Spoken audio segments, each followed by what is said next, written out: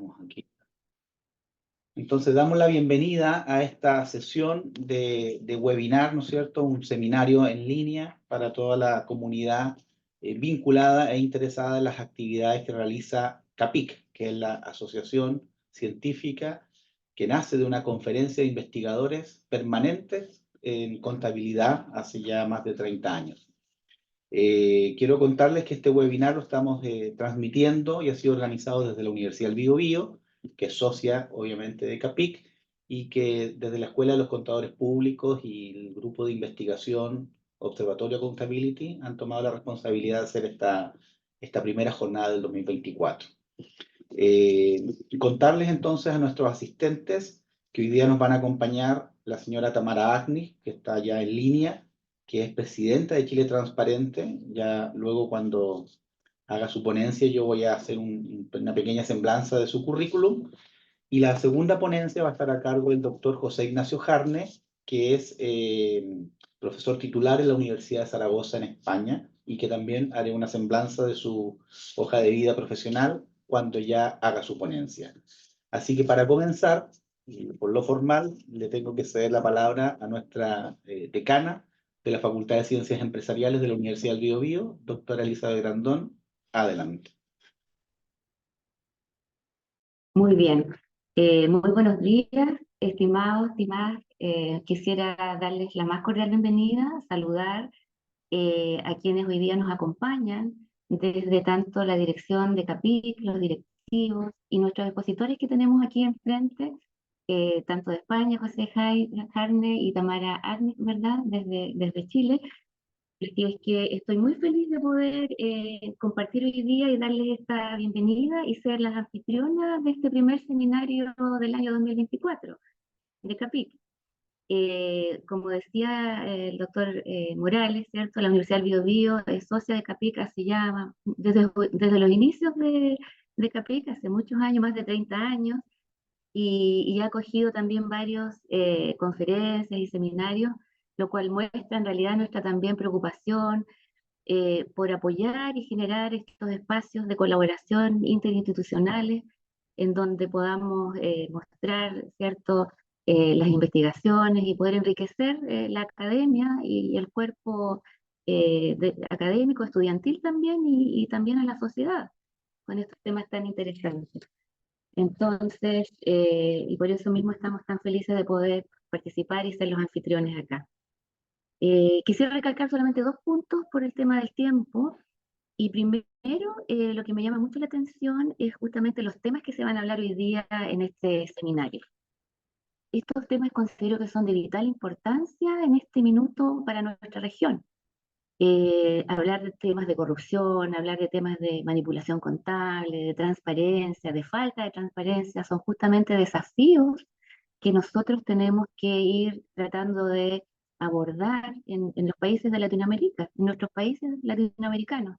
Entonces, es importante que abordemos estos temas porque justamente eh, tienen múltiples implicaciones en nuestros países, en tanto temas de desarrollo económico, desarrollo político, social, que nos afectan hoy día. Por lo tanto, celebro a la organización que haya justamente tomado estos temas para que hoy día se desarrollen y se genere este espacio de diálogo, de comunicación, este espacio de reflexión para hablar de estos tópicos tan importantes y relevantes que nos atañen hoy día en nuestros países.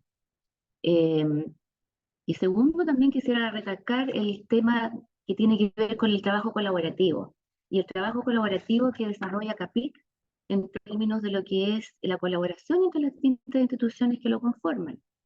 Es importante que podamos aprovechar ese potencial colectivo de quienes hacemos academia, de quienes estamos en este tema de lo que es la investigación, y de manera que podamos aunar esfuerzos, esos esfuerzos colectivos, para proponer soluciones innovadoras.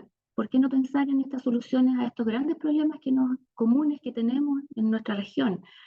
Por lo tanto, el trabajo colaborativo es muy importante, como también lo es la difusión del conocimiento contable, lo que se va a hablar hoy día también, ¿cierto?, respecto de la contabilidad creativa, y todos esos temas son muy fundamentales. Y la difusión de esto, por supuesto, que va a apuntar a mejorar las prácticas profesionales, avanzar en el conocimiento, generar nuevo conocimiento, promover la transparencia que es tan fundamental hoy día y también la rendición de cuentas de que tanto se habla en las organizaciones. Así es que todo este trabajo sin duda va a ir en apoyo de lo que es la comunidad académica y de nuestros estudiantes. Aquí me decía el profesor Fernando que hay estudiantes de todas las universidades o de países, ¿cierto? De Colombia, de México, de Bolivia, de Argentina, Brasil, en fin, que se ven beneficiados con estas actividades también y que les aporta a su desarrollo profesional. Así es que finalmente quisiera agradecer, bueno, a nuestros colegas de la Facultad de Ciencias Empresariales que albergan y que están organizando este evento a través de la Escuela de Contador Público y Auditor, los doctores Fernando Morales, quien es vicepresidente además del directorio de CAPIC, y también al doctor Reinier Hollander, que es director del Comité Científico de CAPIC. Y agradecerles también por su entusiasmo, por su participación, por el trabajo que desarrollan a través del proyecto del Observatorio de Accountability, que es un proyecto de investigación de la universidad muy importante y que va en línea también con todo lo que se va a hablar hoy día. Así es que les agradezco también eso y les deseo un éxito en esta actividad hoy día y que sea un punto inicial y que sirva también para generar otras iniciativas en torno a estos temas tan relevantes que se van a conversar hoy día. Así que muchas gracias y éxito en este seminario. Muchas gracias, decana, por acompañarnos en esta jornada. Bueno, sin más, vamos a presentar a nuestra primera panelista, la señora Tamara Agni, que tiene un amplio currículum e intenté resumir para que no se vaya a sentir si es que omito algunas cosas, pero quise destacar lo principal. Tamara, agradecerle la invitación también que le extendimos como organización. Y les cuento entonces a nuestros asistentes que la señora Tamara es ingeniera comercial, diplomada en competencias directivas y MBA. Actualmente preside Chile Transparente, es directora del Banco de Estado y posee una amplia trayectoria en el mundo de la consultoría, tanto privada, por su paso por la firma KPMG, así como por asesorías, rol de supervigilancia en las superintendencias de ISAPRE, de pensiones y en la unidad de análisis financieros. También ha estado ligada al mundo de la docencia universitaria, donde también he podido escuchar algunas de sus conferencias. Así que ella nos va a acompañar ahora con el título de la conferencia Integridad y Confianza, un compromiso colectivo contra la corrupción. Así que Tamara, dejo para usted ya la palabra y la opción de compartir también.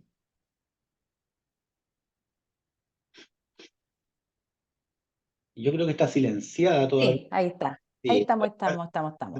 se ve, pero no Bueno, muchas gracias. Sí, falta ahí expandir. estamos. Ahí está, muy bien. Sí. Adelante. Bueno, antes que todo, muchas gracias por la invitación y muchas gracias por la organización de esta instancia de conversación. Como decía Viviana, estas son instancias fundamentales para ir fortaleciendo nuestros pilares democráticos. En la medida que somos capaces de llegar hasta el último lugar de la sociedad, siendo la academia un lugar fundamental. Por supuesto que desde Chile Transparente estamos felices de poder participar en esta conversación.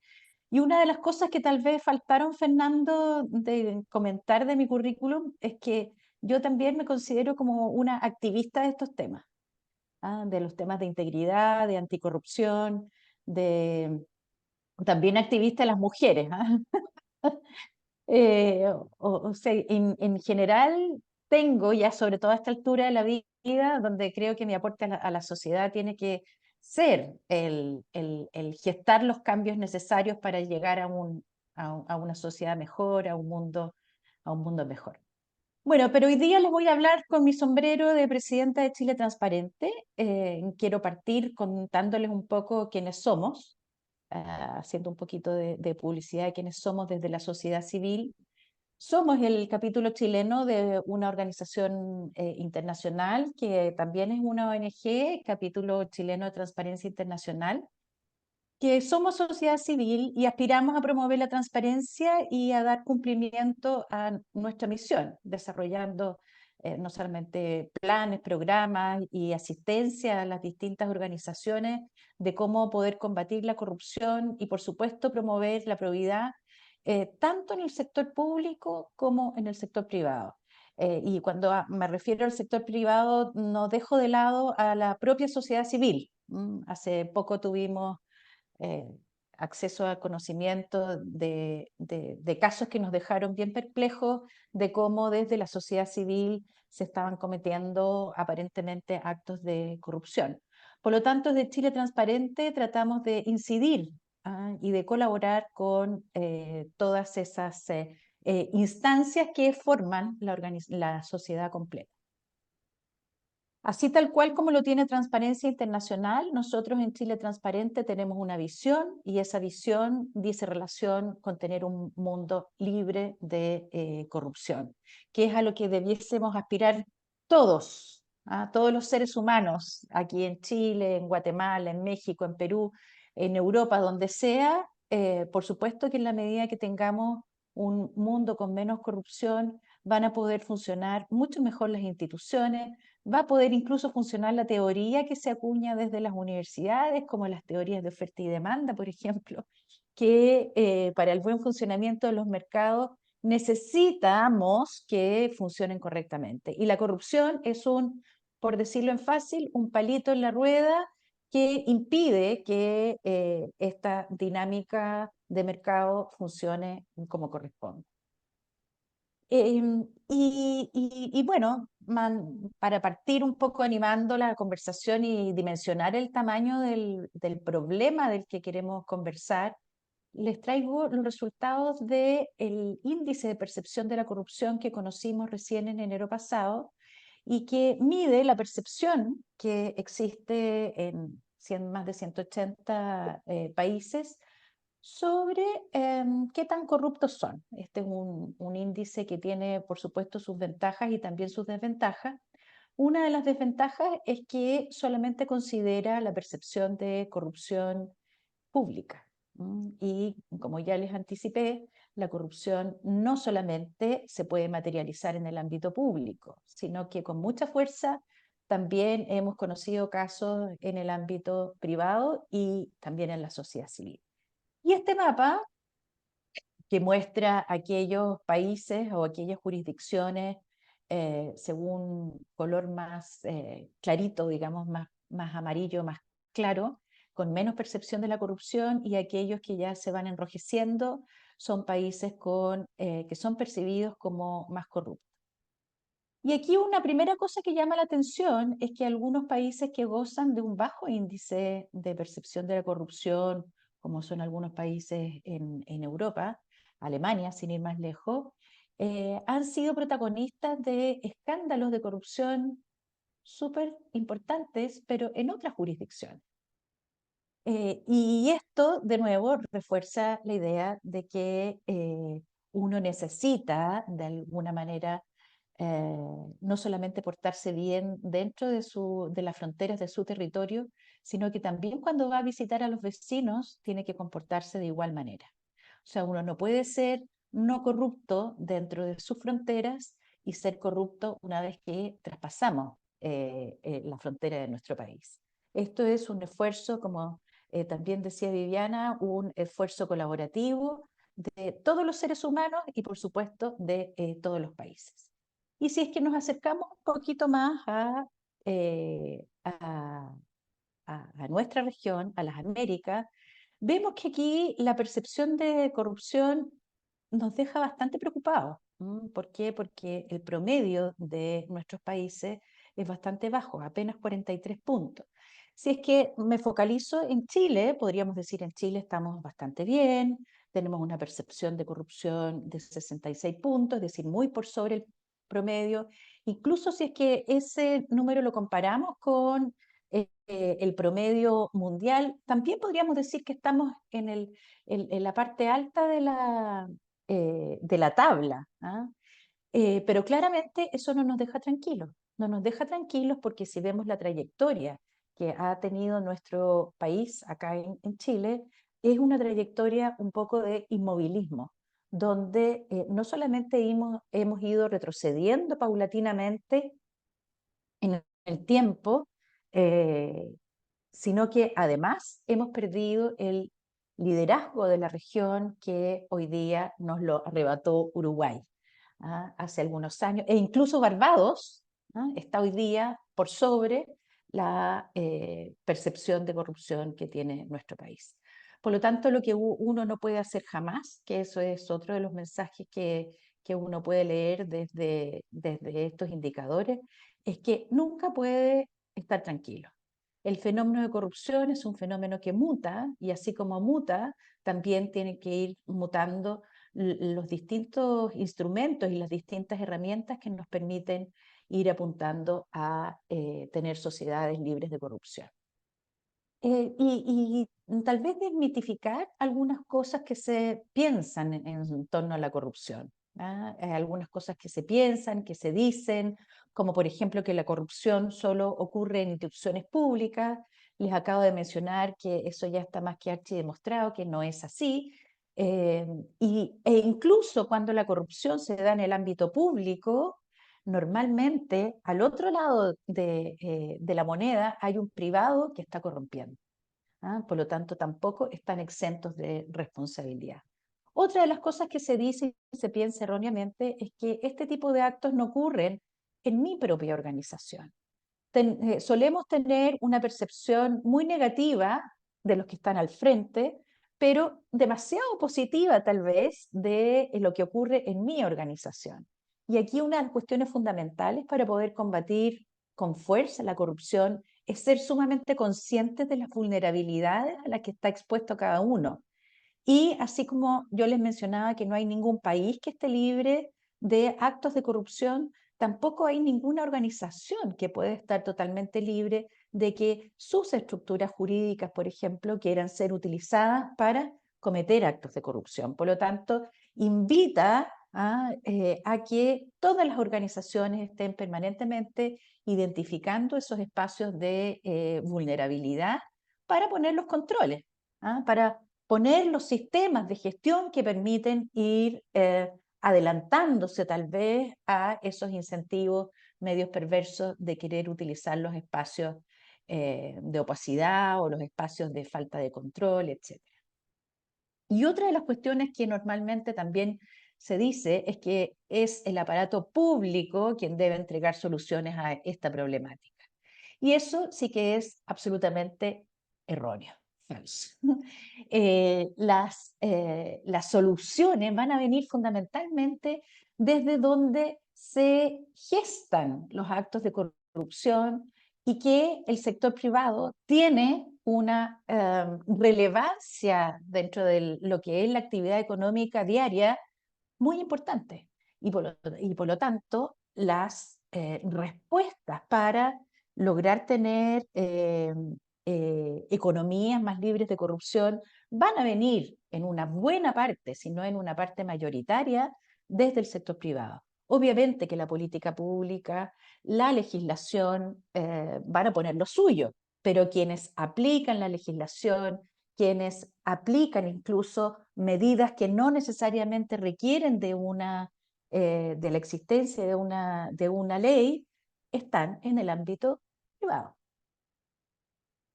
Y algunas cuestiones que también debiésemos estar bien alertas y atentos a no ir replicando o no ir repitiendo como loros, como decimos acá en mi país, esto de repetir que los políticos son todos corruptos. La verdad es que eso nos hace muy mal, nos hace muy mal acá en Chile, hace muy mal en Perú, hace muy mal en México o en el lugar del mundo en el que estemos. Porque meter a todos en el mismo saco significa que no hay nada que hacer. Entonces, decir que los políticos son todos corruptos, finalmente nos estamos disparando en los propios pies. Esto no quiere decir que no existan políticos corruptos, por supuesto que los hay, pero no son todos corruptos. Así como tampoco todas las empresas se coluden o todas las empresas nos roban. No, han existido casos, empresas que se han coludido, que han cometido fraude, etcétera, pero la inmensa mayoría de las empresas que están en el ámbito empresarial realizan una legítima actividad tratando de hacer lo mejor posible. ¿Las empresas son igual de corruptas que los políticos? Eso también nos hace mucho daño. Hay algunas empresas y algunos políticos, pero no somos todos iguales. O cuando escuchamos por ahí que el mundo de los negocios es así. No, el mundo de los negocios nosotros hemos llevado a que para algunos sea así, pero el mundo de los negocios debe ser de otra manera. ¿Y para qué decir que el fin justifica los medios? Para nada. Aquí muy relevantes son los procesos, el cómo se llega a la obtención de un determinado resultado. O decir que todos lo hacen y que por lo tanto, ¿qué más da que yo lo haga? También eso es algo que nos termina haciendo mucho daño. O ellos ganan lo suficiente, pero a mi juicio lo que no podemos decir bajo ningún punto de vista es que no es mi problema. Y de todas maneras que sí es mi problema.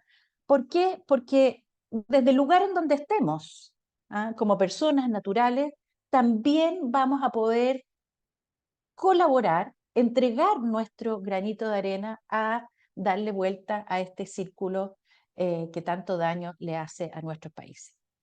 Y es bueno, una vez que ya les he dado esta panorámica, poner, por así decirlo, como la coincidencia en lo que vamos a entender por corrupción. Si bien no hay una definición que sea universalmente aceptada, sí, desde Chile Transparente, desde Transparencia Internacional, hemos extendido la definición de la corrupción al abuso de poder confiado para el beneficio propio.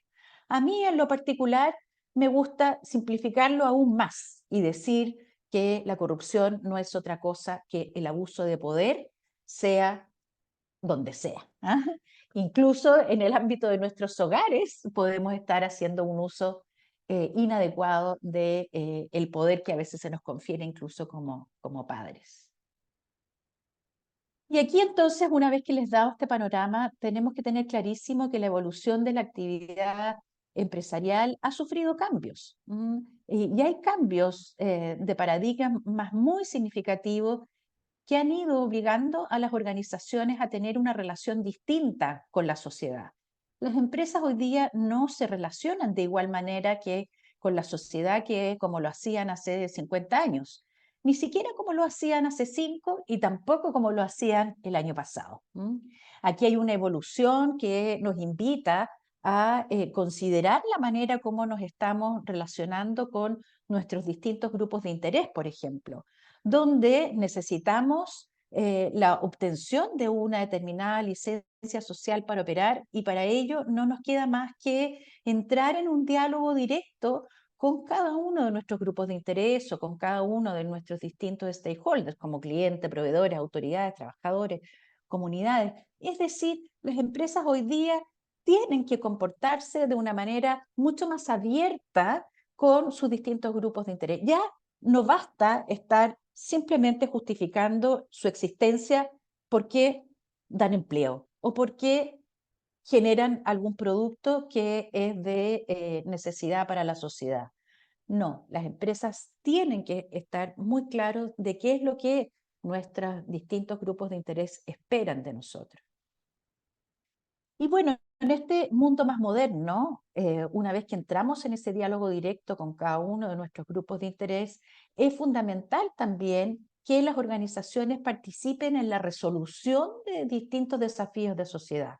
Siendo uno de esos desafíos de sociedad que a nosotros nos interesan desde Chile Transparente, la corrupción, donde la manera de poder combatirlo más eficazmente va a ser no solamente entrar en diálogo con estos distintos stakeholders, sino que entrar en un camino común, en unión, en colaboración con nuestros clientes, proveedores, autoridades, trabajadores, comunidades, siendo nosotros desde la empresa un actor más en colaboración con el resto que vamos a poder ir resolviendo estos desafíos. Y esto ya nos da indicadores de que las agendas de las organizaciones son muy distintas a las agendas que existían hace 10 años o hace 15 años. Hoy día, en el mapa de riesgo, por ejemplo, en las organizaciones, vemos temáticas tan diferentes como derechos humanos, derechos de los consumidores, equidad de género y, por supuesto, ética y corrupción. ¿Para qué decir ética, perdón, cambio climático, que es un desafío de sociedad no menor? Y aquí hay una premisa fundamental que tenemos que tener en consideración, es que la corrupción es un problema global. Y como es un problema global, tenemos cada uno una corresponsabilidad entre lo público y lo privado que nos va a permitir ser más eficaces en este combate. Y tal cual como les mencionaba, hoy día tenemos una ciudadanía que exige mucho, ¿cierto? Pero lo importante es que nosotros también les demos ciertas obligaciones a esa ciudadanía para que en colaboración con las distintas organizaciones que pueden cumplir tal vez un rol más activo, como son las universidades, como son las empresas, como es el sector público, las organizaciones de la sociedad civil más estructuradas, que de alguna manera alfabeticemos a esta ciudadanía para que el poder que tiene esta ciudadanía tampoco se termine mal utilizando. Eso es lo que le podría entregar no solamente herramientas para recuperar la confianza que se requiere y que todos podamos hacer nuestro ejercicio en paz, en tranquilidad, y poder recobrar la confianza no solamente empresarial, sino que la confianza que requieren todas las organizaciones democráticas, tanto del aparato público como del aparato privado. Y es que tenemos que derribar este contexto difuso que hay, como que esto le corresponde al Estado, esto le corresponde al mercado, esto le corresponde a la sociedad civil.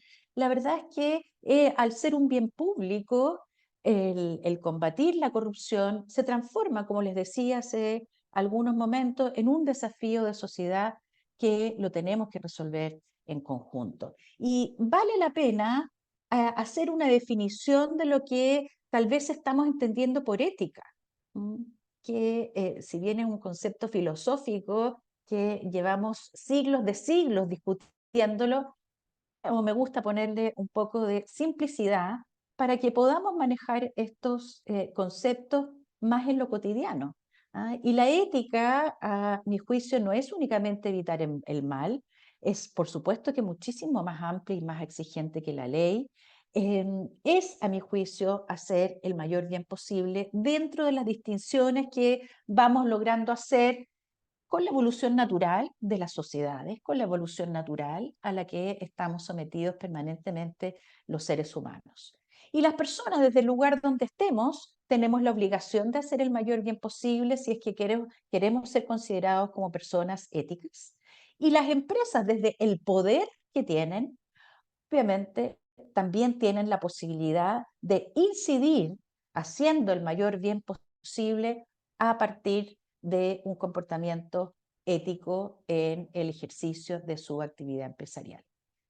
La integridad institucional se refiere a las conductas y acciones coherentes con una serie de normas y principios morales o éticos. Eso no cabe ninguna duda, que los tienen que ir adoptando las instituciones y que estos tienen que operar como barreras contra la corrupción y en favor del Estado de Derecho.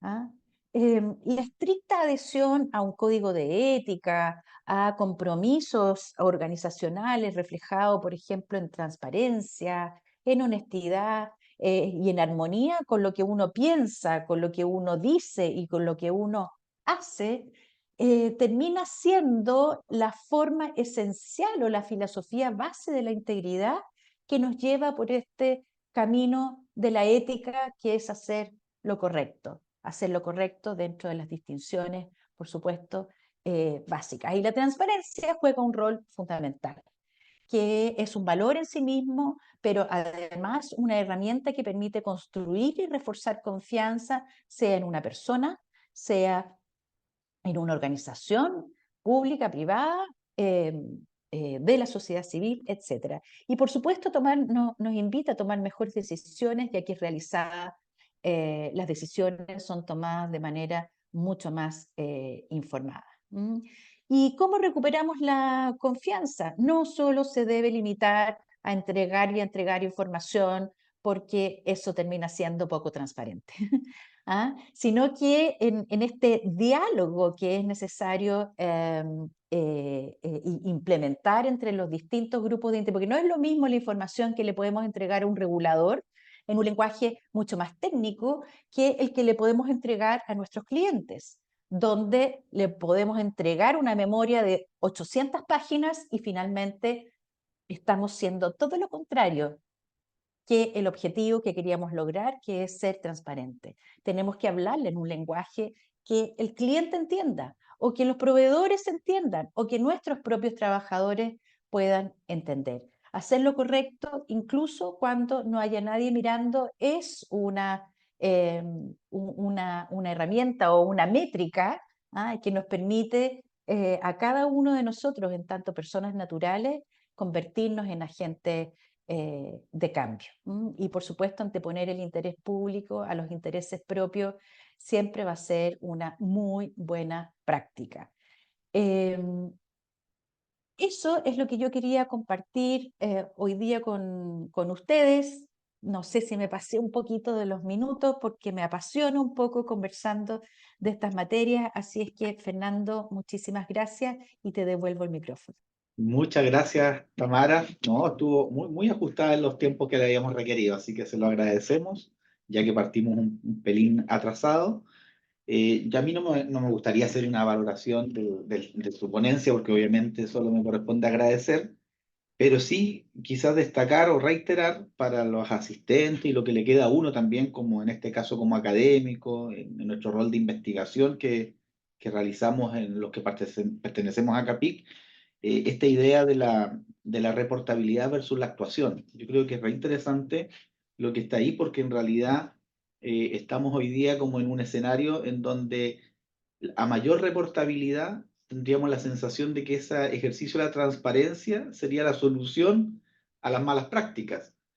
Pero en el fondo, cuando se empieza como a rasgar un poquito, a raspar lo que está ahí, especialmente los que son como periodistas de investigación, los tipos CIPER o algunos medios de televisión, claro, vemos que hay un destape total, o sea, por decir algo muy extremo, hay una ley de transparencia activa y un cumplimiento en suministrar información en la web por las municipalidades, pero estamos habituándonos a que los municipios están en boca pública por malas prácticas de distinto tipo, de compras públicas, de horas extras, de transferencias. Es una locura. Entonces, es re interesante esa dicotomía que ahí se genera y que efectivamente deberíamos como sociedad estar más alerta y no ser tan inocentes, digamos, frente a que la transparencia sea la solución del todo. Así que eso quería permitirme como moderador tomarme la palabra y hacer ese juicio. Perfecto. Tamara, vamos a dejar la ronda de preguntas o comentarios sobre el final, ¿vale? Porque para darle continuidad a la ponencia del profesor Perfecto. que nos acompaña, y ahí recogemos y hacemos un cierre. Muchas gracias. Voy a presentar entonces a nuestros asistentes al webinar de hoy, para la grabación que está quedando también, que será y se irá a disponer, digamos, en los medios que tiene CAPIC para distribuir. Voy a dejar ahora al profesor y doctor José Ignacio Jarne, que está conectado desde la Universidad de Zaragoza, en Aragón, España. El profesor Jarne es doctor en Ciencias Económicas y Empresariales, posee una amplia trayectoria como profesor en contabilidad empresarial, estados financieros, contabilidad creativa, tanto en las asignaturas para la licenciatura que ofrece la Universidad de Zaragoza, como el grado de máster y de doctor, donde además lo conocí ya varios años atrás. Su trayectoria como investigador es amplia, posee publicaciones en revistas de alto impacto, ha participado en diferentes congresos y conferencias, tanto en España como en el ámbito europeo. Actualmente es integrante del grupo de investigación Socioeconomía, Sostenibilidad, Contabilidad Medioambiental, Economía Circular Corporativa y Recursos de la Universidad de Zaragoza, con el que de alguna forma contribuyen al claustro de investigadores vinculados al doctorado que ellos ofrecen. Así que, profesor, un gusto verlo y saludarlo a la distancia, y le cedo la palabra y tiene la opción de compartir pantalla también. Muy bien, muchas gracias, Fernando. Voy a compartir.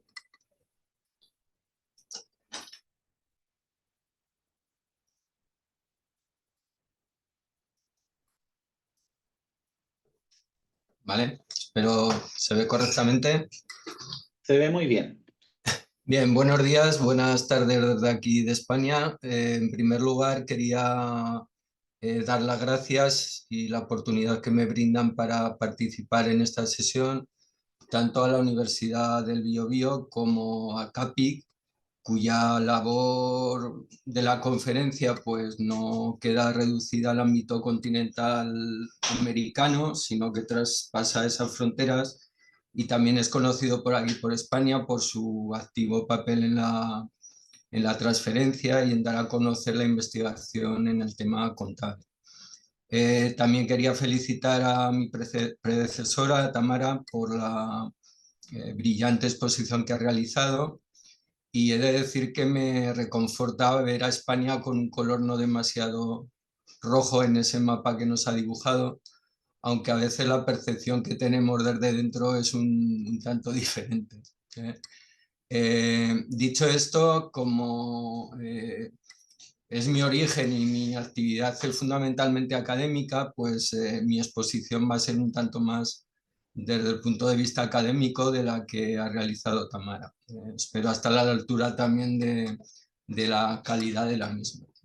Bien, yo voy a hablar sobre lo que es la investigación en un área pues ligada con lo que es la transparencia, la corrupción, no, aunque hay matices que lo diferencian, como también comentaré, y es la contabilidad creativa. Antes de entrar en lo que es el núcleo de mi intervención, quería comentar algunos aspectos previos en torno a la definición de qué es contabilidad creativa. Pues es un poco tratar de adaptar la aplicación de las normas de información financiera para cubrir unos determinados objetivos o mostrar una imagen que no corresponde con ese concepto de imagen fiel que rige por lo que es la elaboración y la divulgación de elaboración y de información financiera y de información contable. Esta definición de contabilidad creativa, pues creo que puede ser ilustrativo ver un poco distintos apartados que pueden entenderse que están dentro de la misma o que no. Desde un punto de vista más reducido podemos entender el alisamiento de beneficios, ¿no? Que es mostrar una cifra de resultados más o menos estable a lo largo de distintos ejercicios, lo cual estaría dentro de un concepto más amplio que es de manipulación del resultado, business management, donde no solo se incluye ese alisamiento, sino otras actuaciones con otros objetivos diferentes. La contabilidad creativa no abarca solo la manipulación del resultado, sino que también de otras variables relevantes en la valoración de la situación de una empresa. Y finalmente terminaríamos por lo que es el fraude, que desde mi punto de vista, y aunque hay discrepancias en cuanto al alcance de esa contabilidad creativa, yo bajo mi punto de vista lo que es puramente un fraude quedaría fuera del alcance o del contexto del entorno de la contabilidad creativa. Esta contabilidad creativa pues consiste, como digo, en no ver lo que realmente está pasando, sino ver únicamente lo que nos muestran unas determinadas cifras elaboradas con unos determinados criterios. Y para poder realizar este tipo de actuaciones entiendo que se deben dar unas condiciones que permitan que esto suceda. Con el tiempo, pues lo que es un concepto que es de la simetría de la información, pues cada vez creo que ha sido más relevante, y sobre todo desde que surgen unas relaciones de agencia que ya no solo se muestran entre lo que sería el típico agente propietario de la empresa y lo que son los directivos, sino también entre otros muchos agentes que intervienen en la actividad empresarial. También es necesario que los títulos o los mercados no muestren en el precio de sus títulos toda la información disponible, sino que haya un margen para que esa información contable pues, obtenga un determinado rédito de presentarla de un determinado modo. Y esto tiene cabida desde el punto de vista de la definición que he dado en contabilidad creativa, que siempre es dentro del cumplimiento de la normativa, porque esa norma permite determinadas situaciones donde es el empresario, el directivo, el director financiero, el que elige qué criterio más adecuado, o bien tiene que cubrir determinados vacíos normativos. Todo ello genera pues, que con las motivaciones que pueden tener los distintos agentes, que se realicen unas determinadas prácticas que no siempre son las más adecuadas. No siempre es mostrar una mejor imagen, sino que también tiene que ver, como digo, con otro tipo de actuaciones que pueden ser también mostrar una imagen más negativa. Dicho esto, lo que voy a comentar en mi intervención y tras este preámbulo es, por un lado, en qué contexto se ha desenvuelto este tipo de investigación en las últimas décadas. Hablaré luego del área de investigación que más he desarrollado en estas décadas, que es la manipulación del resultado, y finalizaré mi intervención haciendo referencia a algunos aspectos que entiendo que pueden resultar interesantes de cara a posibles investigaciones futuras que el auditorio se pueda plantear o dar algunas señas de identidad sobre aspectos que pueden resultar relevantes. Bien, en cuanto al contexto de la investigación creativa, sin querer meterme en profundidad en las distintas teorías, etcétera, que se han venido desarrollando, pues surge una primera en los años 60, una idea de que los mercados son ineficientes, que por eso la información contable pues tiene relevancia y aporta información a la que aportan los propios precios de los títulos. En los años 70 cambia el paradigma y ya parece que esa información financiera deja de tener tanta relevancia y los mercados son más eficientes y por tanto ese margen de manipulación no genera tanto rédito. En los años 80 surge la teoría positiva de la contabilidad, teniendo en cuenta ya que no son únicamente los incentivos del mercado los que mueven estas actuaciones, sino otros incentivos vinculados con la teoría de la ciencia, relación entre principal y agente. Y ya desde los años 90 en nuestros tiempos pues se mezclan ya una serie de factores, mercados ineficientes, una amplia gama de usuarios de la información, la propia globalización, la aparición de retribuciones variables, lo que hace que todo ello adopte o aporte más relevancia a lo que sería la manipulación de las cifras contables. Y esa manipulación de las cifras contables, como decía, se ha centrado sobre todo, aunque no es lo único, en la manipulación del resultado, en el business management. Bien, dicho esto, y el interés de este tipo de información no habría sido tal, entiendo yo, si no hubieran surgido pues, determinados escándalos financieros a principios de este siglo y entornos que tradicionalmente habían sido consideradas que no presentaban grandes problemas a nivel de información financiera, como era el estadounidense. A todos los que tenemos ya unos años, pues no nos pasaron desapercibidos, como digo, en la primera década de este siglo, pues el caso Enron, el caso Volcom, el caso Parmalat en Italia o el caso Meidot también en Estados Unidos, entre otros muchos que, como digo, el pistoletazo de salida tal vez fue ese caso Enron en el año 2001 y que generó, pues que ponía en tela de juicio la validez del modelo contable y de la presentación de información, como digo, en ámbitos tan relevantes como es el estadounidense. Dicho esto, las áreas de investigación que se han venido desarrollando las he estructurado en tres apartados. Por un lado, cómo detectar la manipulación, cuáles son las motivaciones para ello y qué limitaciones podemos poner a la misma, ¿vale? Comenzando por lo primero, lo que sucede es que evidentemente esas prácticas manipuladoras y la existencia de la misma no son visibles a quien lee la información. Entonces, eso tenemos que tratar de determinarlo y de detectarlo de algún modo. ¿Cómo se ha realizado? Pues de diferentes modos. A nivel de investigación, la técnica más utilizada han sido los ajustes por devengo, que lo que hace es detectar fundamentalmente la manipulación contable, y esto se ha visto complementado o bien se ha visto sustituido por otro tipo de técnicas, como es el análisis de frecuencias del resultado, que puede poner de manifiesto tanto una manipulación contable como real, o lo que se ha desarrollado en la última década, que es el concepto de manipulación real.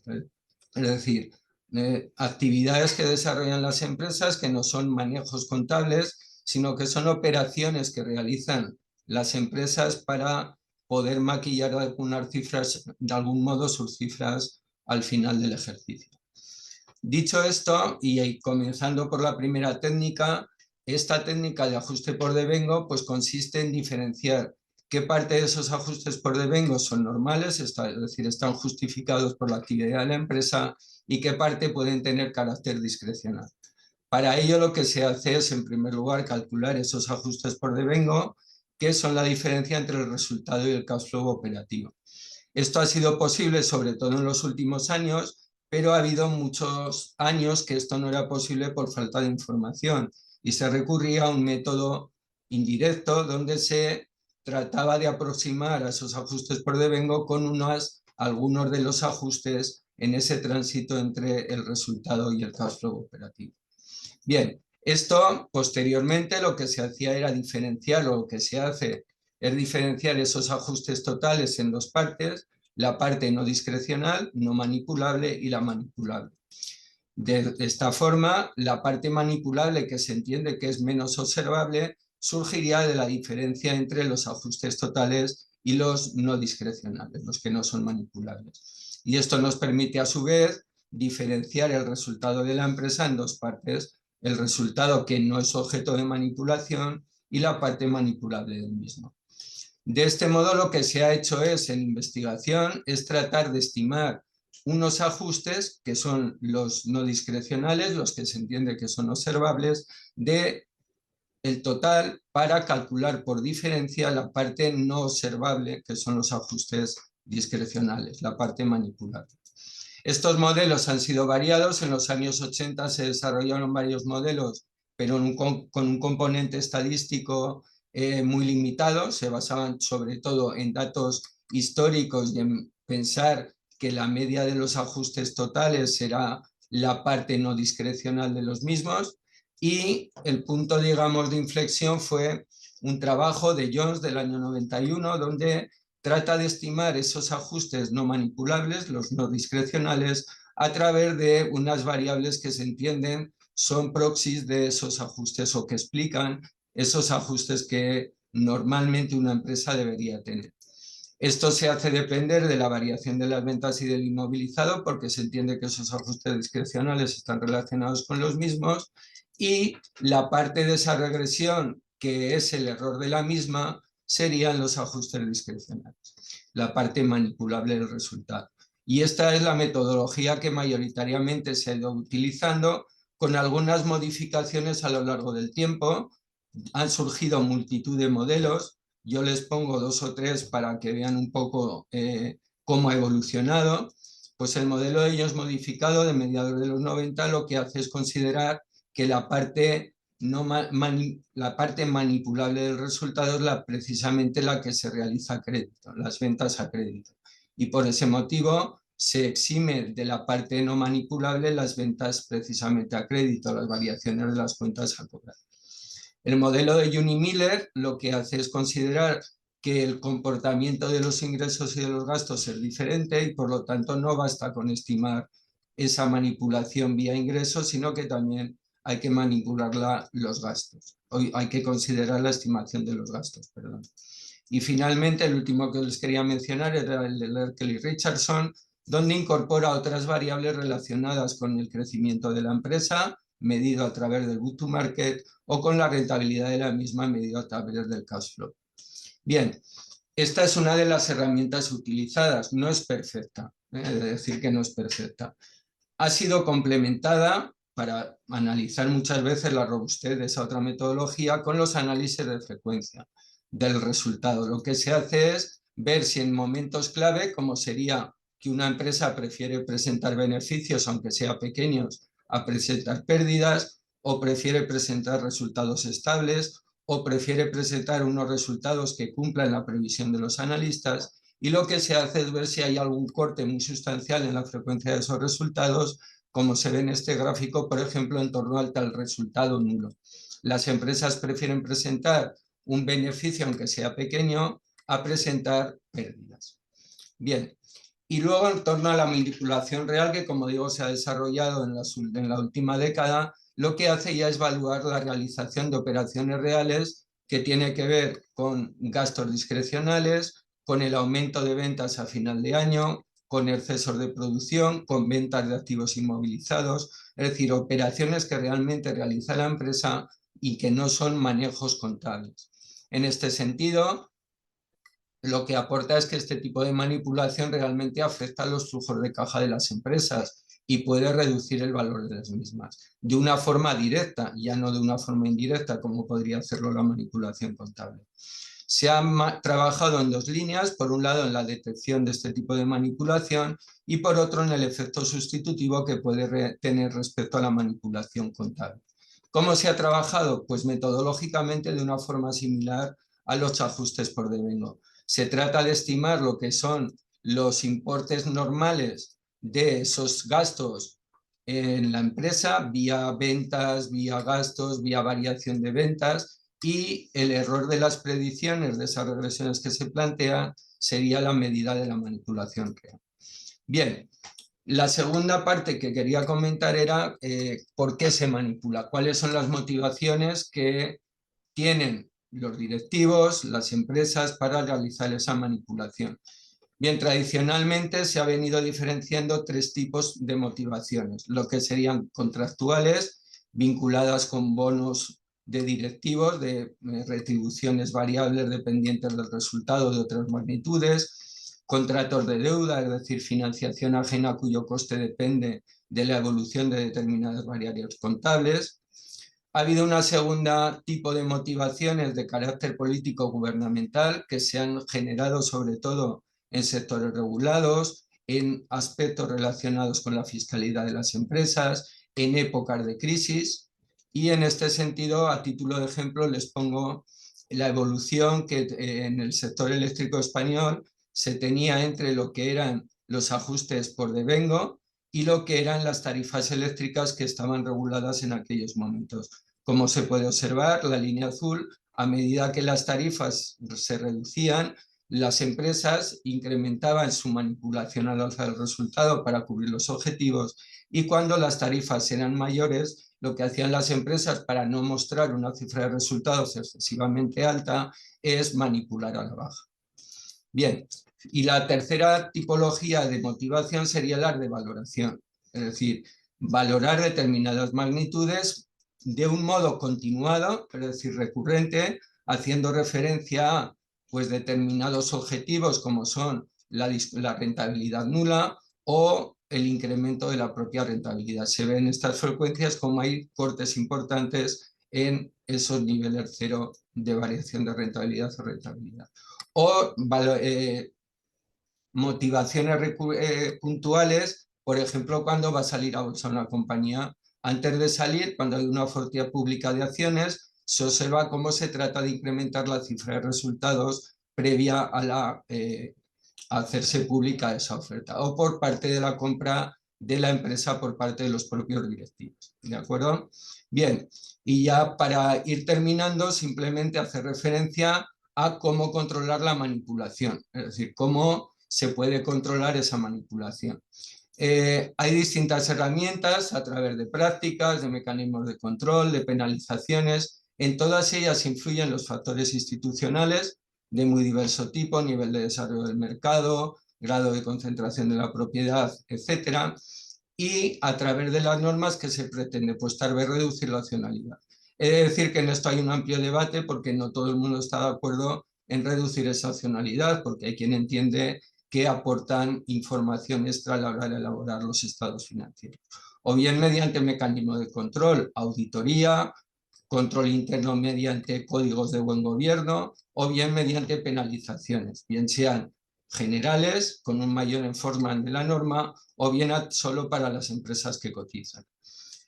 Todo ello, no obstante, termino con algo que decía Tamara y que no estaba preparado, y es que un aspecto clave en controlar esta manipulación es la ética profesional. Es decir, al final son comportamientos más o menos éticos muchas veces lo que rigen la existencia no de contabilidad creativa. Y ya simplemente un minuto para describir algunas líneas de investigación futuras que se pueden plantear o que se están desarrollando. Yo creo que sería interesante poder evolucionar en la medición de esa manipulación, es un aspecto clave.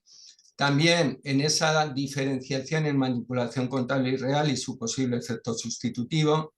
Las posibles motivaciones en sectores concretos, regulados, financieros, no lucrativos, entidades públicas, que algunos de estos aspectos están mucho menos desarrollados a nivel de investigación.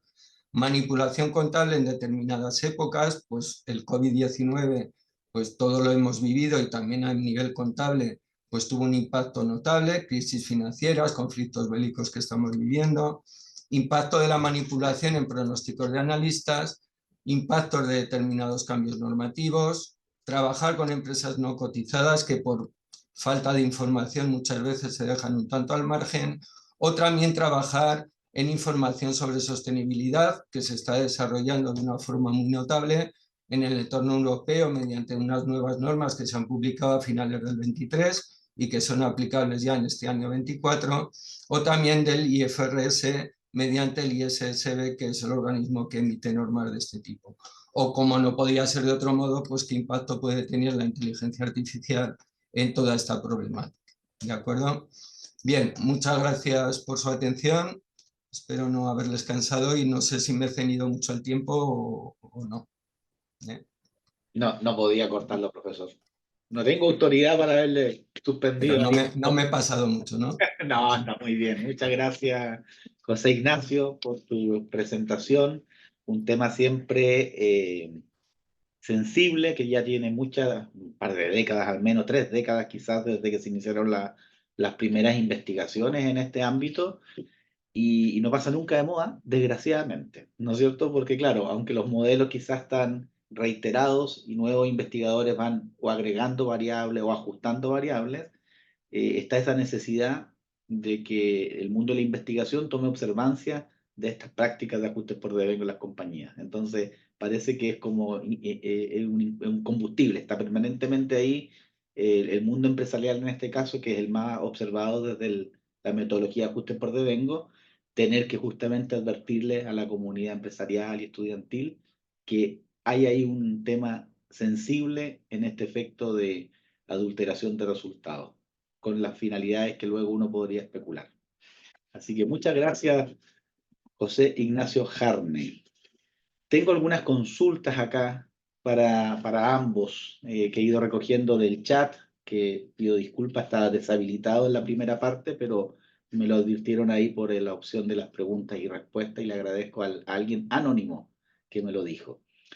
Y una de las preguntas acá que la plantea Cecilia Venegas para Tamara, para seguir el orden de las ponencias, es que pregunta que finalmente cómo podemos hacernos para adelantarnos y no llegar a las situaciones que son destructivas para nuestras sociedades, para la actividad en general público-privada. O sea, ¿dónde irá a estar el punto de anticipación a justamente evitar los actos de corrupción? Pregunta Cecilia Venegas.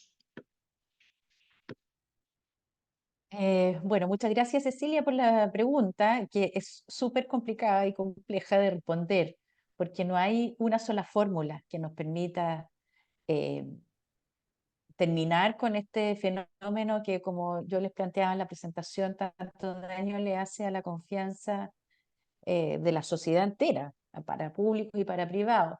Pero a mi juicio, lo principal para poder establecer los distintos métodos de protección es identificar la propia vulnerabilidad. Un poco lo que yo le decía, que a veces estamos muy dados a pensar que el del frente es el corrupto, que la organización que está al frente también es la corrupta y no la mía. Y eso es el primer punto débil de las organizaciones, el no ser conscientes de esa propia vulnerabilidad, porque no hay nadie que pueda decir que esté totalmente libre de estos fenómenos.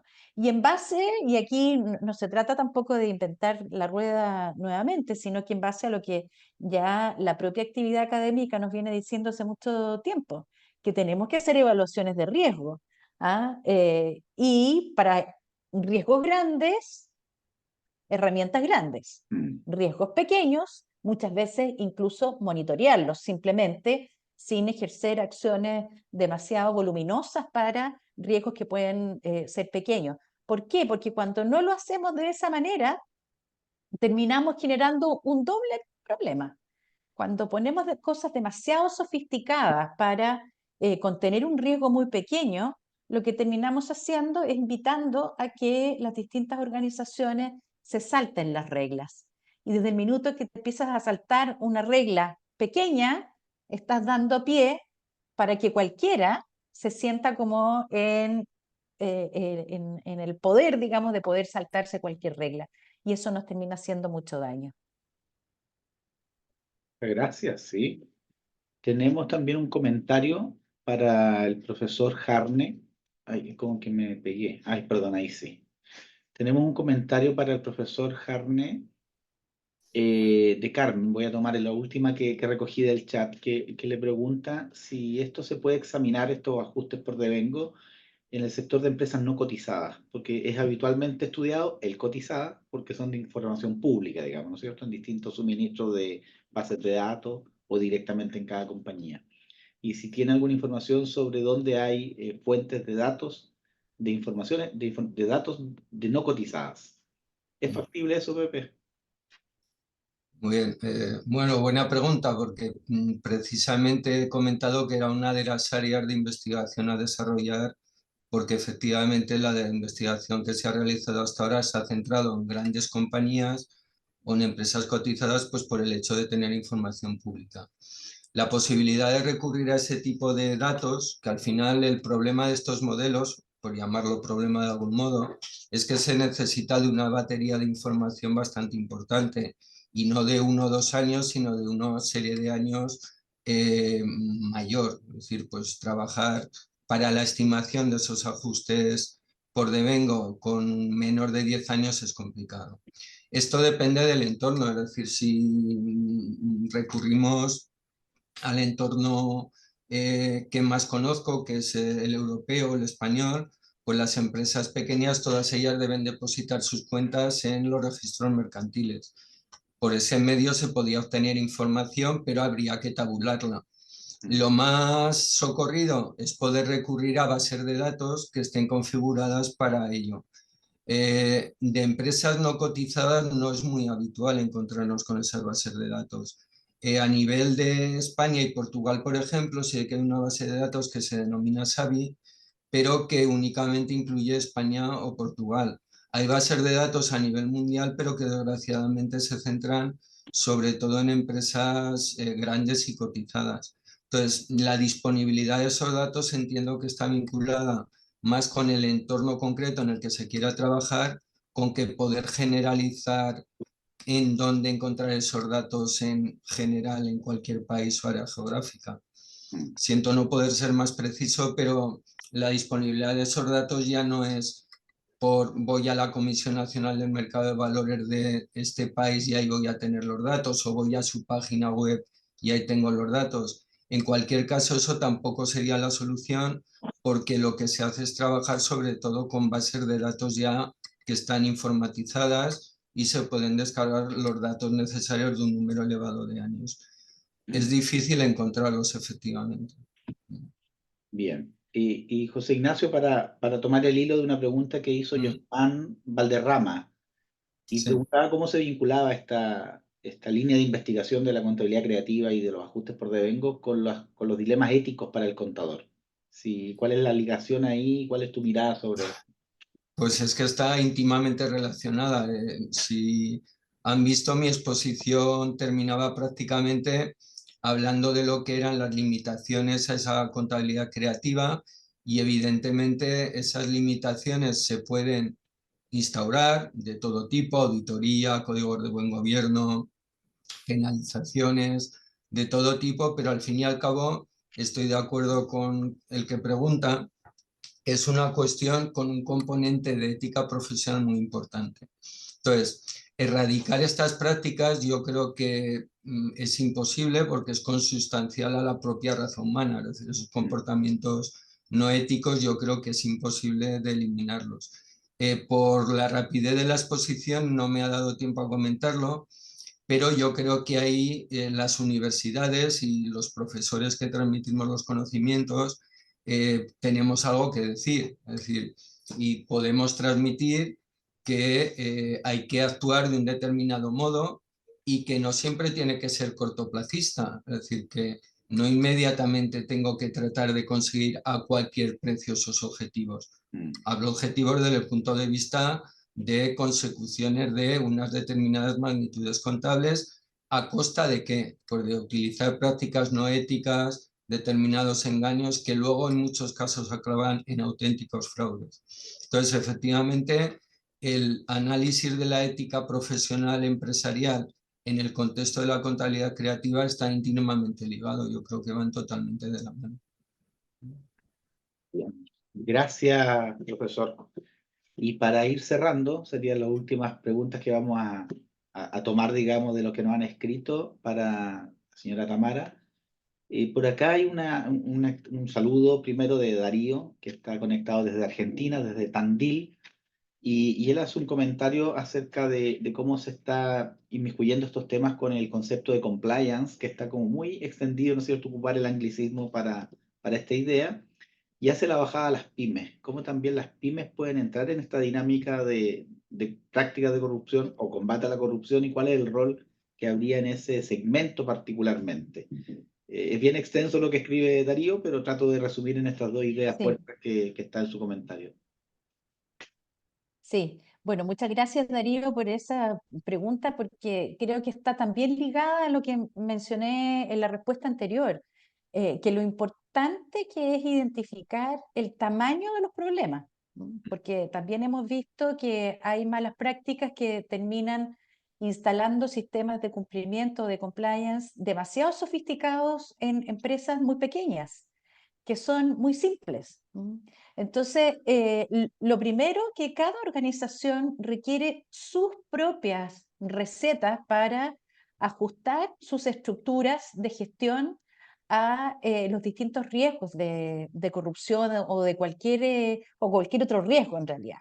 Entonces, llenarlas de burocracia que no tiene ningún sentido o que es una burocracia excesiva en función del tipo de organización termina siendo peor el remedio que la enfermedad. Así es que ahí yo tendría mucho cuidado en efectivamente hay que involucrar a las pymes en que hagan lo correcto, que emprendan este camino por hacer lo correcto, pero de acuerdo a lo que son.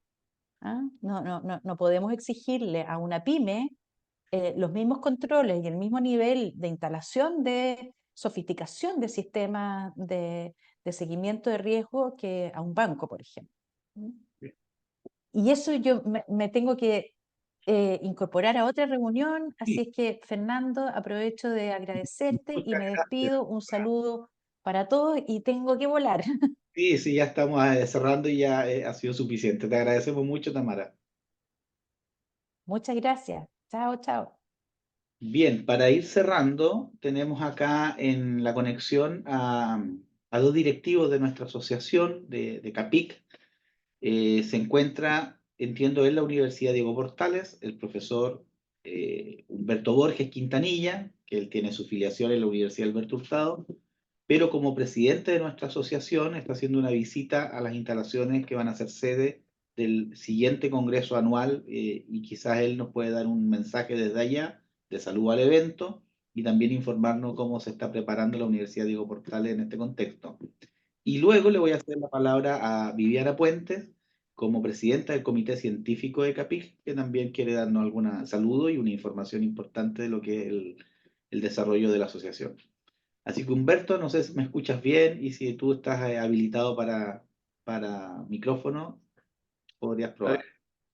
quiero ver si me escuchan bien. Primero que todo, un saludo muy grande y también un saludo muy grande a la Universidad de Zaragoza. Recordemos que yo soy el doctor de allá y le mando un saludo mucho a Javier García de la Calle, que debe estar en alguna parte después en el café, tal vez que van a tener. Así que después yo creo que va a recibir mi profesor guía o como le decimos acá, o director, un gran saludo. Bueno, aquí en mi lado se encuentran las personas que este año van a ser los anfitriones de la CAPIC en noviembre. Ahí, Paula Rodríguez y Maximiliano, que la está apoyando.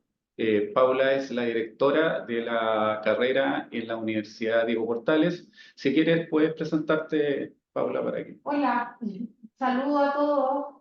Estamos muy felices de ser los anfitriones de este encuentro tan importante y tan antiguo con tanta cultura. Así que vamos a hacer todo nuestro esfuerzo por estar a la altura de una reunión tan importante de esta disciplina tan antigua y tan importante. Así que invitadísimos, nos vemos en noviembre. Después de las palabras, darle las gracias también a todas las personas que han estado en este momento, en este seminario, y contarles que dentro de las labores de hoy día, con Paula y con Maximiliano y también con Germán, estuvimos, digamos, revisando lo que va a ser la sede. Una sede que nos va a acoger en noviembre, excelente lugar, digamos, donde se va a realizar el Congreso. Y primero que todo, partir con la invitación al Congreso y también dentro de lo que es el Congreso, una de las partes también importante y muy importante es que nos lleguen los trabajos. Así que también después de eso tenemos que hacer la invitación que ya fue enviada la pre-invitación, ahora ya con mayores detalles lo enviará prontamente el comité científico los datos de los trabajos. Y también bajo eso, un poquito más hablando de lo que es CAPIC como organización, quiero hacer un llamado también para el tema del envío de trabajos a la revista. ¿Ya? La revista que tenemos nosotros, que es CAPIC Review, que tiene bastante renombre en Latinoamérica y es necesario, digamos, seguir dando, digamos, publicidad a la revista. Tiene muy buen nivel y al mismo tiempo hoy día hemos trabajado en irla mejorando cada día más. Entonces, por eso que hacemos la invitación en forma general para el Congreso y también para lo que es la revista CAPIC Review. Ahora yo creo que Viviana nos tendría que mostrar el video, digamos, del lugar acá de sede que va a ser el Congreso, que va a ser la Universidad Diego Portales. Así que ahora daría, digamos, paso a eso y muchas gracias, Fernando. Saludos a Zaragoza y también a Viviana, un gran saludo, digamos, y que tú sigas, por favor, en este momento.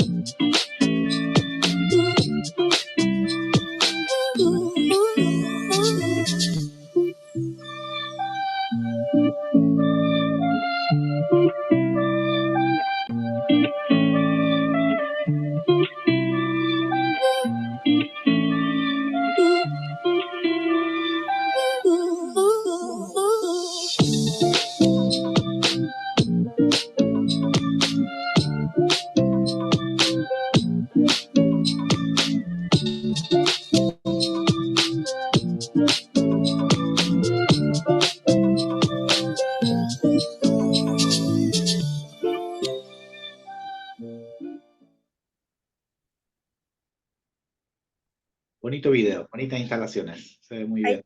Sí, muy lindas instalaciones. Muchas gracias, Paula, por facilitarnos el video. Y bueno, agradecer y también dejar la invitación extendida, ¿no es cierto? Agradecer a todos los asistentes por su participación activa en el seminario. Las preguntas estuvieron muy buenas. Especialmente agradecer a los profesores, ¿no es cierto? Tamara Agnic, que ya se retiró, tenía otro compromiso, y al profesor José Ignacio Jarne por sus de verdad enriquecedoras ponencias, tomando perspectivas realmente que nos aclaran y nos entregan, ¿no es cierto?, dan el pie para una discusión que claramente hemos llevado y tenemos que seguir llevando como disciplina. El nivel de compromiso de los debates también está, se entiende y se entiende que hay una muy buena motivación para estos temas y claramente son temas de interés y de coyuntura.